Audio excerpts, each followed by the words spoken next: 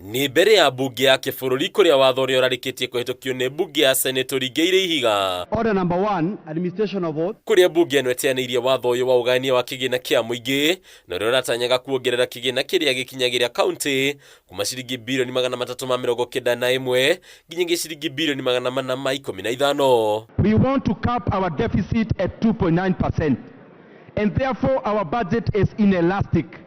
Whatever amount of money we may want to add to our counties over and above the 391 billion Kenya shillings, a certain vote has to give way. We cannot accept this proposal. So, honorable members, our advice of the budget committee is that we reject the proposed amendments. And there are counties that are messy, honorable speaker.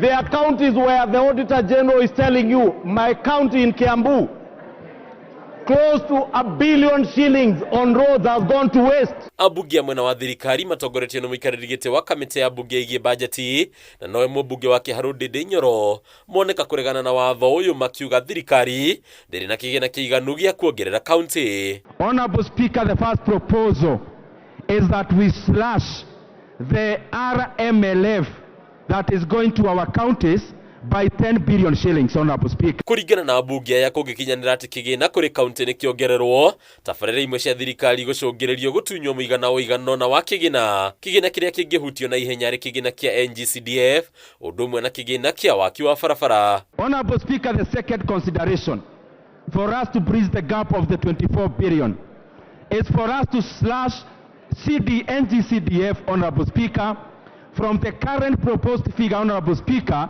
and we slash NGCDF by 10 billion Kenya shillings to go into the share of revenue, Honorable Speaker. No mĩario ya bunge mwena wa thirikari atũngia ũregani mũnene nĩ ambunge makĩria kuma mwahwa mũng'ethanĩro arĩa maugĩte kĩrĩa thirikari ĩreka no gũcaria ciĩgwatio cia kwaga kũnyitĩrĩra ũtambũrũkia wa mahinya. The only monies that Kenyans are enjoying is the money that goes to devolution, Madam Speaker. No other money is on the ground.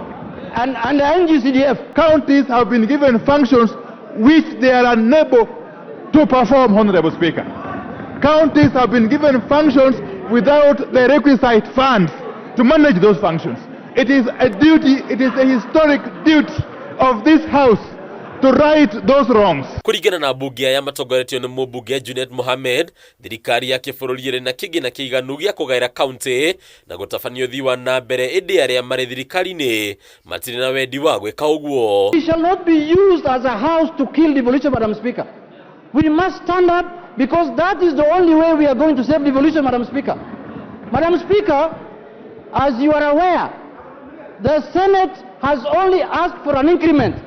They have never said we remove the money from NGCDF. They never said we remove from fuel levy. Rĩu kamĩtĩ ya mwanya nĩ yamũrĩtwo nĩ Speaker Moses Wetangula kwaranĩria na aruna kuma bunge ya Senate nĩguo kuona kana nĩ gũkũgĩa na ũiguithanio. Roku, the nearest seat. Handũ-inĩ ya Kameme TV rĩtwa rĩakwa nĩ Mbatarũ wa Mwangi.